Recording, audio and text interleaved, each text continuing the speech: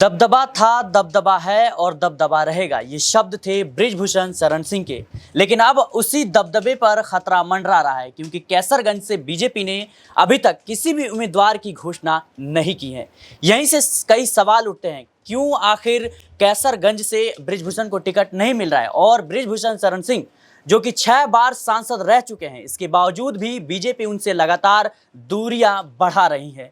कई सवाल खड़े होते हैं, क्या जिस तरीके से महिला पहलवानों ने उनके खिलाफ आरोप लगाए, धरना प्रदर्शन किया, ये एक पहलू हो सकता है, या फिर जाट समुदाय, राजपूत समुदाय या क्षेत्रीय समुदाय जिस तरीके से बीजेपी से नाराज है, उसको लेकर भी क्या अब बीजेपी कुछ बड़ा फैसला ले सकती है। या फिर हम बात करें तो हरियाणा में जो है 20 तारीख को यानी 5वें चरण में मतदान है और वहां पे 10 लोकसभा सीटें हैं, और अगर बृजभूषण को बीजेपी टिकट देती है तो फिर कहीं ना कहीं 10 सीटों पर बीजेपी को खमियाजा उठाना पड़ सकता है। कई सवाल हैं और सवालों के जवाब जानेंगे न्यूज़ रूम में हम अपने तमाम साथियों से।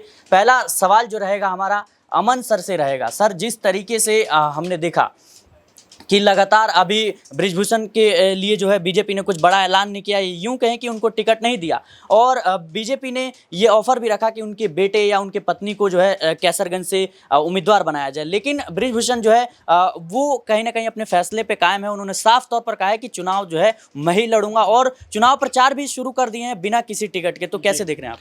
देखिए, ये तो बात अभी कंफर्म नहीं है कि टिकट उनको मिलेगा या किसी और को मिलेगा। रही बात चुनाव प्रचार की, तो देखिए उनका क्षेत्र, और जाहिर सी बात है कि जो सिटिंग एमपी होता है वो एक माहौल तो बनाना चाहता ही है, और ये कोई नई बात उनके लिए नहीं है। 5-6 बार के सांसद हैं वो, तो जाहिर सी बात है कि राजनीति में कैसे माहौल अपने लिए बनाया जाता है उनसे बेहतर शायद कोई जानता होगा। लेकिन जिस तरह से बीजेपी का रुख है अभी तक पूरे मामले पर नज़र आ रहा है कि टिकट कन्फर्मेशन अभी तक ऐसा नहीं है कि जो कैसरगंज है वहाँ पर किसी को भी होती हुई दिखाई पड़ती है। क्योंकि जब बृजभूषण की बात होती है तो ये बात भी कही जाती है कि हो सकता है कि उनके किसी परिवार को यहाँ से टिकट मिलता हुआ नजर आए। बीजेपी लगातार जो बृजभूषण उनसे बात कर रही है, लेकिन बृजभूषण खुद ही यहाँ से टिकट पे, बीजेपी के टिकट पे चुनाव लड़ना चाहते हैं। लेकिन क्या बीजेपी इस तरह से उनको टिकट देती हुई नजर आएगी? हालांकि अभी समय है, क्योंकि 26 तारीख को इस सीट के ऊपर नामांकन शुरू होगा। 26 तारीख को ही कह सकते हैं बृजभूषण के ऊपर फैसला भी है। तो ऐसे में बीजेपी भी हो सकता है कि अभी जो इंतजार की स्थिति में हो कि पूरे मामले को देखने परखने के बाद वो टिकट के ऊपर कोई फैसला करती हुई नजर आए। क्योंकि बृजभूषण काफ़ी बड़ा नाम है, कहने का ये अर्थ है, क्योंकि उनके ऊपर कई सारे पॉलिटिकल जो लोग हैं वो भी आंखें गड़ाए हुए बैठे हैं कि जैसे ही बीजेपी से उनके ताल्लुकात ख़राब हो, उनके संबंध ख़राब हो, या बीजेपी जैसे उनका टिकट कट करती है उसके बाद वो दल उनको तुरंत अप्रोच करें और वहाँ पर उनको अपनी पार्टी से चुनाव लड़ाते हुए नजर आ जाएँ। तो ऐसे में बृजभूषण के लिए स्थिति उतनी कह सकते हैं कि ऐसी नहीं है कि बहुत उनके फ़र्क पड़ने वाला है। क्योंकि कल भी जब कोर्ट में देखा गया तो हंसते मुस्कुराते हुए कोर्ट के अंदर जा रहे थे, ऐसा लग रहा था जैसे कोई पिकनिक के लिए इस तरह से जा रहे हैं। तो ये बिल्कुल तयशुदा बात है कि उनको कोई डर खौफ नहीं है, और लगातार जिस तरह से उनकी बयानबाजी रहती है, जिस तरह से उनके बयान रहते हैं, वो ये बताते हैं कि बीजेपी भले ही उनको अभी नज़रअंदाज कर रही है, लेकिन उनको पता है कि जिस तरह का उनका दबदबा पूरे क्षेत्र के अंदर है, बीजेपी को मजबूरन उनको टिकट देना पड़ेगा। अगर बीजेपी उनका टिकट काटती है तो फिर यहाँ से बड़ी बगावत बीजेपी के खिलाफ हो सकती है। जी बिल्कुल, कहीं ना कहीं बड़ी बगावत हो सकती है, और बगावत की स्थिति इसलिए भी देखी जा रही है क्योंकि समाजवादी पार्टी ने भी अभी तक कैसरगंज से कोई भी उम्मीदवार उतारा नहीं है। लेकिन जिस तरीके से महिला पहलवानों ने बृजभूषण शरण सिंह के खिलाफ धरना प्रदर्शन किया, क्या यही वो बड़ी वजह है कि अब उनको कह सकते हैं उनसे दूरी बनाई जा रही है? या फिर जिस तरीके से रमेश बिधूड़ी, जयंत सिन्हा या साध्वी प्रज्ञा जैसे नाम जो विवादों में रहे हैं, बीजेपी उनका टिकट काट चुकी है, तो क्या अब बृजभूषण का भी टिकट कट सकता है?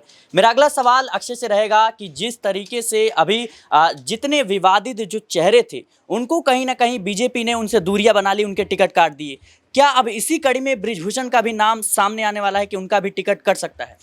देखिए, बृजभूषण शरण सिंह कहीं ना कहीं बीजेपी के लिए एक चुनौती बन गए हैं, क्योंकि बीजेपी, आप देखिए इस बात से अंदाज़ा लगा लीजिए, जिस तरीके से भाजपा ने 195 उम्मीदवारों की अपनी पहली सूची जारी की थी, जिन सीटों पर वे उम्मीदवार उतारे गए थे और जिन उम्मीदवारों को यहाँ उतारा गया था वे पार्टी के सबसे मजबूत उम्मीदवार थे, ये कह सकते हैं। ये भी कहा जा सकता है कि वे पार्टी के लिए सबसे ज़्यादा सुरक्षित सीटों में से एक थी। ऐसा नहीं है कि सभी पर पार्टी की जीत होगी, पर यहाँ पर जीत की संभावना उन सीटों पर सबसे ज़्यादा थी। वहाँ पर आप देखिए कि ब्रजभूषण शरण सिंह का नाम नहीं था, कैसरगंज का भी नाम नहीं था अन्य प्रत्याशी के रूप में।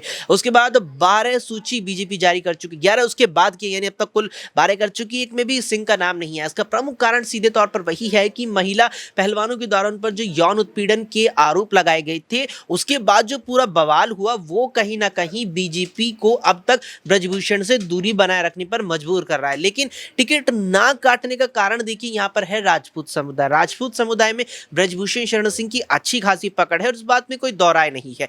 अब जिस तरीके से अगर आप देखिए, गौर कीजिए, केवल यूपी में, पश्चिमी उत्तर प्रदेश में राजपूतों की जो नाराजगी है वो अब जग जाहिर हो चुकी है। इस बात में कोई दौराय नहीं है कि राजपूतों ने बीजेपी के बहिष्कार का ऐलान कर दिया है और उसका कारण यही है कि राजपूत समाज से कम लोगों को चुनावी टिकट दिया गया है। ऐसे में ब्रजभूषण का टिकट काटती है बीजेपी तो राजपूतों की नाराजगी बढ़ जाएगी, ब्रजभूषण को टिकट देती है बीजेपी तो वो अलग फंस जाएगी। तो कुल मिलाकर के बीजेपी को खुद ब्रजभूषण ने असमंजस की स्थिति में डाल दिया है। इसीलिए पार्टी यहाँ पर तमाम तरीके कि यहां पर गठजोड़ लगाने की स्थिति में इस समय है और प्रयास कर रही है कि किसी तरीके से खुद को भी बचा लिया जाए और यहां पर ब्रजभूषण से उस पर भी कोई आंच ना आए। जी बिल्कुल, कहीं ना कहीं बीजेपी जो है वो तमाम तरह की रणनीति अपना रही है। यही वो बड़ी वजह है कि अभी तक कैसरगंज से किसी भी उम्मीदवारों का ऐलान नहीं हुआ है और लगातार जो है ब्रिजभूषण शरण सिंह वो धुआंधार प्रचार में भी जुटे हैं। क्या ब्रिजभूषण का प्रचार करना ये दर्शाता है कि आने वाले समय में, यानी आने वाली सूचियों में ब्रिजभूषण का नाम बीजेपी की तरफ से हो सकता है? मेरा सवाल रहेगा अगला नाज़मीन से कि जिस तरीके से ब्रिजभूषण को लेकर बीजेपी आलाकमान लगातार असमंजस की स्थिति में है और उनके परिवार को भी मौका दिया गया था, ऑफर दिया गया था कि उनके परिवार यानी उनकी पत्नी या बेटे चुनाव लड़े। हालांकि ब्रिजभूषण ने साफ तौर पर इनकार कर दिया, उन्होंने कहा कि मैं ही लड़ूंगा। तो क्या आने वाले समय में जिस तरीके से चुनाव प्रचार वो शुरू कर चुके हैं, अब उनका नाम आ सकता है? देखिए, ब्रिजभूषण शरण सिंह उन विवादित सांसदों में गिने जाते हैं जो कहीं ना कहीं गंभीर आरोपों में फंसे हुए हैं। यौन शोषण का आरोप ब्रिजभूषण शरण सिंह पर लगाया जाता है।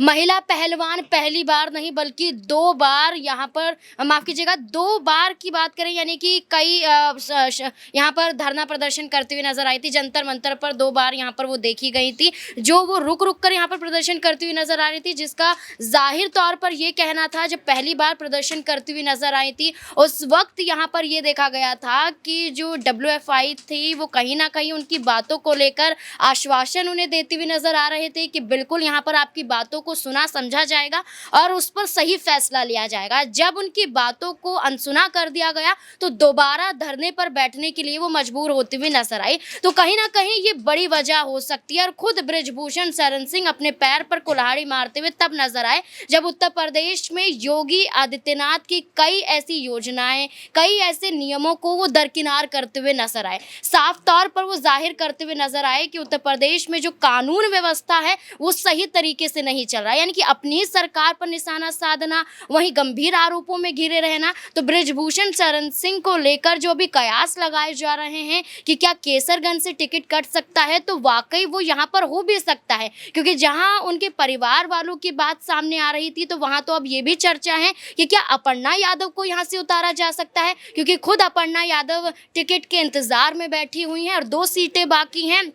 लेकिन ये भी चर्चा है कि केसरगंज से अपर्णा यादव को उतारा भी जा सकता है। अब यही देखना होगा कि अगर वाकई करता है तो ब्रिजभूषण शरण सिंह क्या करते हुए नजर आएंगे। जी बिल्कुल, कहीं ना कहीं ब्रिजभूषण शरण सिंह को लेकर के तमाम कयास जो है वो लगाए जा रहे हैं। एक तरफ बीजेपी जो है उनसे दूरी बना रही है तो दूसरी तरफ धुआंधार प्रचार में ब्रिजभूषण जुट गए हैं। ये इस बात का भी संकेत हो सकता है कि क्या ब्रिजभूषण शरण सिंह निर्दलीय चुनाव लड़ेंगे या फिर समाजवादी पार्टी ने जिस तरीके से अभी तक कैसरगंज से कोई भी उम्मीदवार नहीं उतारा है तो आने वाले समय में क्या ब्रिजभूषण शरण सिंह समाजवादी पार्टी से जुड़ते हुए नजर आएंगे? मेरा सवाल रहेगा दिनेश के साथ कि दिनेश, जिस तरीके से अभी जो है ब्रिजभूषण शरण सिंह का टिकट जो है अभी कह सकते हैं उस पर खतरा मंडरा रहा है, लेकिन कहीं ना कहीं अब वो प्रचार भी शुरू कर चुके हैं, तो आने वाले समय में क्या वो निर्दलीय चुनाव लड़ सकते हैं? क्योंकि ब्रिजभूषण का दबदबा जो है सिर्फ कैसरगंज में नहीं माना जाता, वहाँ के आसपास के कुछ जो सीटें हैं वहाँ पर भी माना जाता है। तो क्या लगता है आपको? देखिए सिराज, यहाँ पर 40 ऐसी विधानसभा की सीटें हैं जहाँ पर पूरा जो है सियासी संग्राम छिड़ा हुआ है और इसको लेकर ही भारतीय जनता पार्टी के माथे पर शिकन की लकीरें दिखाई दे रही हैं। 26 अप्रैल को दिल्ली की राउज एवेन्यू कोर्ट बृजभूषण शरण सिंह को महिला खिलाड़ियों के साथ यौन शोषण के आरोप में फैसला सुनाएगी। इस बीच कल उनकी सुनवाई हुई, उस दौरान उनका पासपोर्ट भी यहाँ पर अदालत ने रख लिया है। ऐसे में 2024 का लोकसभा चुनाव है, कैसरगंज सीट बड़ी हॉट सीट बन गई है। बृजभूषण शरण सिंह का जो सियासी दबदबा देखा जाता है उसको देखते हुए वो गले की फांस बन गई है। समाजवादी पार्टी के प्रमुख अखिलेश यादव पिछले दिनों कहते नजर आए थे कि यदि बृजभूषण शरण सिंह भाजपा को छोड़ते हैं तो हम उनको टिकट देने पर विचार करेंगे। ऐसे में बृजभूषण शरण सिंह के लिए दरवाजे खुले हैं, क्योंकि एक तरफ अखिलेश यादव तो दूसरी तरफ मायावती भी कहीं ना कहीं उनका सहयोग चाहती हैं। और ऐसे में पिछले दिनों जिस तरीके से उन्होंने कहा था कि दबदबा कायम रहेगा, कल वो एक बयान देते नजर आए कि जो भगवान ने लिख रखा है वही होना है। और ऐसे में कहीं ना कहीं ये टिकट करते हुए नजर आ रही है और बृजभूषण शरण सिंह को अब चिंता ये सता रही है कि 26 अप्रैल को जो फैसला आना है उसमें उनका सियासी भविष्य लटका हुआ है। यदि उनको सजा होती है तो ऐसे में निश्चित तौर पर टिकट करते हुए नजर आएगी। एक और आखिरी सवाल रहेगा कि हरियाणा में 10 लोकसभा सीटें और वहां पे आने वाले समय में 5वें चरण में 20 जो है तारीख को जो है मतदान होना है। ऐसे में जो है कहीं ना कहीं जो 25 मई को कैसरगंज में जो है मतदान होना है, तो क्या आपको लगता है कि इसी बड़ी वजह से जो है हरियाणा में 10 सीटें हैं उसको ना होने के चलते बृजभूषण को टिकट नहीं मिल रहा है? देखिए, जहाँ तक उत्तर प्रदेश का सवाल है तो बृजभूषण शरण सिंह का उत्तर प्रदेश में ही ये कर्म भूमि को देखते हुए दबदबा देखा जा रहा है। हरियाणा की राजनीति में इतना उनका वर्चस्व नहीं है, लेकिन पिछले दिनों उन्होंने कहा था कि यदि हरियाणा के खिलाड़ी मेरा विरोध कर रहे हैं तो मैं हरियाणा से ही चुनाव लड़ूंगा, जबकि भारतीय जनता पार्टी ने तमाम 10 सीटों पर प्रत्याशियों का ऐलान कर दिया है। ऐसे में कहीं ना कहीं आगामी चुनाव में अब ये देखना होगा कि यदि बृजभूषण शरण सिंह को टिकट मिल पाती है तो इसका क्या असर देखने को मिलता है। हालांकि विपक्ष के पास एक मुद्दा रहेगा और हरियाणा में इस चुनाव को प्रभावित करने का एक अच्छा जो है मुद्दा विपक्ष के पास मिल जाएगा। जी बिल्कुल, कहीं ना कहीं हरियाणा में जो है विरोध प्रदर्शन